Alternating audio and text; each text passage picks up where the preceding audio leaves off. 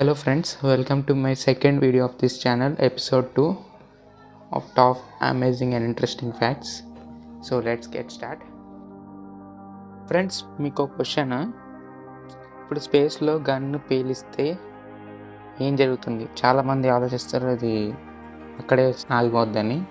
కానీ గన్ను మాత్రం పేలిస్తే gun shot bullet infinite distance దాకా ట్రావెల్ అవుతూనే ఉంటుంది. ఒక గ్రహాన్ని తగిలేదాకా అది ట్రావెల్ అవుతూనే ఉంటుంది. అప్పుడు దాకా దాని మోషన్ ఆగదు. ఫ్రెండ్స్ ఒక్కసారి ఆలోచించండి, ఎవ్వరూ లేని డెజర్ట్లో మీరు సర్వైవ్ అవ్వగలరా? ఒక 70 డేస్ దాకా సర్వైవ్ అవ్వగలరా? అయితే ఒకరు ఉన్నారు, రిక్కీ మ్యాగీ అని. అతను 72 డేస్ దాకా తనామీ డెజర్ట్లో స్టే చేశాడు, సర్వైవ్ అయ్యాడు. నార్మల్గానే అక్కడ day time temperature 40 degrees Celsius. ఒక్కసారి ఊహించుకోండి 72 డేస్ ఎలా లీవ్ చేశాడు, సర్వైవ్ అయ్యాడు. అతను జనవరి 2006లో బ్రిస్బెన్ నుంచి పోర్ట్ హెడ్లాండ్కి ట్రావెల్ చేశాడు. ఇలా వెళ్తుండగా తను దారిలో గ్రూప్ ఆఫ్ బైకర్స్ని చూసి వాళ్ళకి హెల్ప్ చేద్దాం అనుకుని తన కార్ ఆపేశాడు. ఇది ఎక్కడంటే వెస్టర్న్ ఆస్ట్రేలియా ఇంకా నార్థన్ టెరిటరీ బార్డర్లో వాళ్ళని తన కార్లో పికప్ చేసుకున్నాడు. ఇలా వాళ్ళు రిక్కీ మ్యాగీకి డ్రగ్స్ ఇచ్చారు. అంతే, ఇంకా రిక్కీ మ్యాగీ కళ్ళు మూసి అలా తెరిచేలోపే కారు మాయం. తన తనామీ డెజర్ట్లో మధ్యలో ఉండిపోయాడు. వాళ్ళు అక్కడ పాడేసి వెళ్ళిపోయారు. అయితే రిక్కీ మ్యాగీ 72 డేస్ దాకా అక్కడ ఉన్న రెయిన్ వాటర్ని తాగుతూ చిన్న అనిమల్స్ ఫ్లెష్ని తింటూ 72 డేస్ దాకా బతికాడు, సర్వైవ్ అయ్యాడు. అలా అతన్ని నార్థన్ టెరిటరీ క్యాథరిన్ దగ్గరలో కొంతమంది గ్రూప్ ఆఫ్ పీపుల్ కనిపెట్టారు. ఇతన్ని కనిపెట్టి డార్విన్కి తీసుకెళ్ళారు. కొంత మెడికల్ అసిస్టెన్స్ కోసం డార్విన్కి తీసుకెళ్ళారు. ఫ్రెండ్స్ ఒక బుక్ ఉంది, అది చాలా ఎక్స్పెన్సివ్. ఎంత ఎక్స్పెన్సివ్ అంటే దాంట్లో ఉన్న 2 పేపర్లతో ఒక హెలికాప్టర్ కొనేయచ్చు, అంత ఎక్స్పెన్సివ్ అది. కానీ ఆ బుక్లో ఉన్న పేపర్స్ ఏంటంటే 72 ఓన్లీ.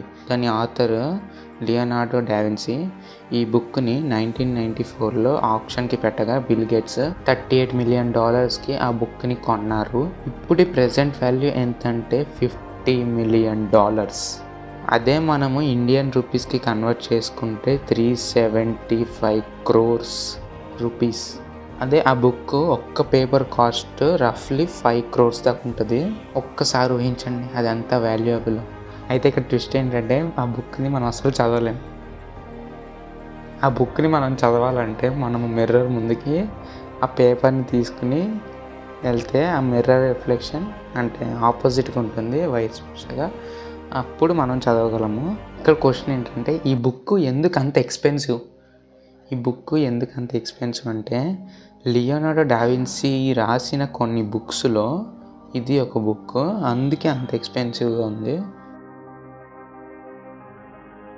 ఫోటోషూట్ 100 years బ్యాక్ ఎలా ఉండేదో తెలుసా? ఒక గంభీరమైన ఎక్స్ప్రెషన్స్ ఇచ్చేవాళ్ళు. అప్పట్లో మనము ఒక ఫోటో క్లిక్ చేసేటప్పుడు ఒక వర్డ్ అంటాం, సే చీజ్. కానీ అప్పట్లో ఏమనేటోళ్ళు అంటే సే ప్రూన్స్. అంటే అప్పట్లో రాజులకి గంభీరమైన ఫేస్ వాళ్ళకి నచ్చేవి. అందుకని వాళ్ళు ఎప్పుడు ఏ ఫోటో తీసినా కానీ గంభీరమైన ఎక్స్ప్రెషన్స్ పెట్టేవాళ్ళు. అయితే 50 years బ్యాక్కి వెళ్ళండి, ఈ ఫోటో చూడండి ఒకసారి. ఈ ఫోటో చూడండి, ఐన్స్టీన్ ఇంకా గ్రూప్ ఆఫ్ సైంటిస్ట్స్ ఉన్నారు ఇక్కడ. అయితే వీళ్ళు గంభీరమైన ఫేస్ ఎట్లేదు, అలాగే చీజ్ స్మైల్ ఫేస్ ఎట్లేదు, ఒక నార్మల్గా పెట్టారు ఫేస్. సో ఇది ఏంటంటే అప్పట్లో లాంగ్ ఎక్స్పోజర్ ఉండేది. ఫోటో తీయాలంటే లాంగ్ ఎక్స్పోజర్ అప్పుడు దాకా స్మైల్ చేస్తుంటే మీకు క్రాకా అని అనేటోళ్ళు.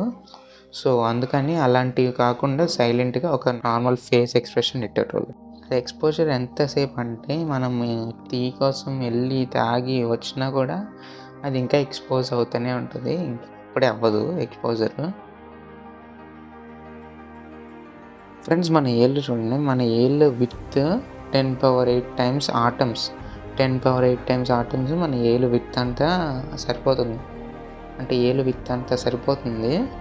అదే ఆటమ్స్ ప్లేస్లో పెన్సిల్స్ తీసుకోండి, వుడెన్ పెన్సిల్స్, నటరాజ్, అప్సరా ఇలాంటి పెన్సిల్స్ తీసుకోండి. అదే వరుసగా పెడుతూ ఉంటే 47 టైమ్స్ ఈక్వేటర్ చుట్టూరా కవర్ అయిపోతుంది. ఫ్రెండ్స్, మీరు కనుక ఆర్కియాలజికల్ ఫీల్డ్లోకి వెళ్తే మీరు బోన్కి రాక్కి డిఫరెన్స్ ఏంటో చెప్పగలరా? బోన్కి రాక్కి ఎలా కనిపెట్టగలరు డిఫరెన్స్? దీనికి ఒక ట్రిక్, ఆర్కియాలజికల్కి అది కామనే. టంగ్తో లిక్ చేయడము. టంగ్తో లిక్ చేసినప్పుడు రాక్ పడిపోతుంది, అదే బోన్ స్టిక్ అయిపోతుంది టంగ్కి.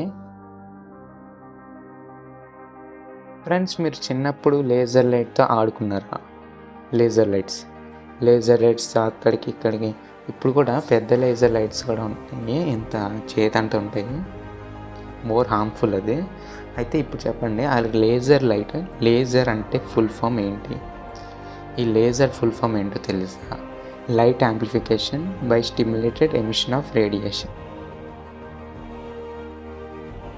ఫ్రెండ్స్, మీరు నార్మల్గా సొసైటీలో చూస్తే ఒక అండర్ వెయిట్ ఉన్న డాగ్ని చూడొచ్చు, ఓవర్ వెయిట్ ఉన్న డాగ్ని చూడొచ్చు. కానీ ఇక్కడ డిఫరెన్స్ ఏంటంటే, అండర్ వెయిట్ ఉన్న డాగ్ ఓవర్ వెయిట్ ఉన్న డాగ్ కంటే 2 years ఎక్కువ బ్రతకగలదు.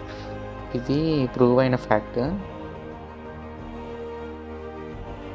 ఫ్రెండ్స్, రూబిక్స్ క్యూబ్లు ఉన్నాయి కదా, మనం ఎప్పుడు ఆడుతూ ఉంటాం కలర్స్ మ్యాచింగ్.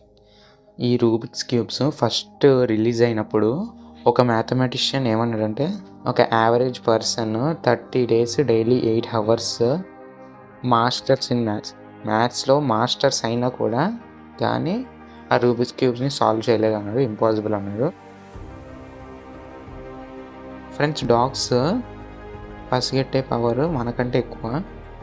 అవి వార్ జోన్లో ల్యాండ్ మైన్స్ని అవన్నీ కనిపెట్టగలదు.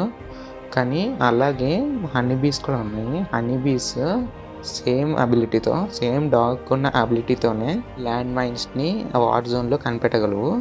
కానీ నేను హనీబీయే ఎందుకన్నానంటే, డాగ్స్ కనుక కనిపెడితే అవి ఎప్పుడైనా వాటి మీద కాలు ఎట్టవచ్చు, ఏదైనా చేయొచ్చు. డాగ్స్ పసిగట్టినప్పుడు బ్లాస్ట్ అవడానికి ఎక్కువ ఛాన్స్ ఉంది. అయితే హనీబీస్ లైట్ వెయిట్ కాబట్టి, అవి ఫ్లైస్ కాబట్టి అవి కనిపెట్టినా ఏం చేయలేవు. So we can find easily. So హనీబీలు వార్ ఫీల్డ్లో లైన్ మైన్స్ని కనిపెట్టడానికి చాలా అనుకూలంగా ఉంటాయి.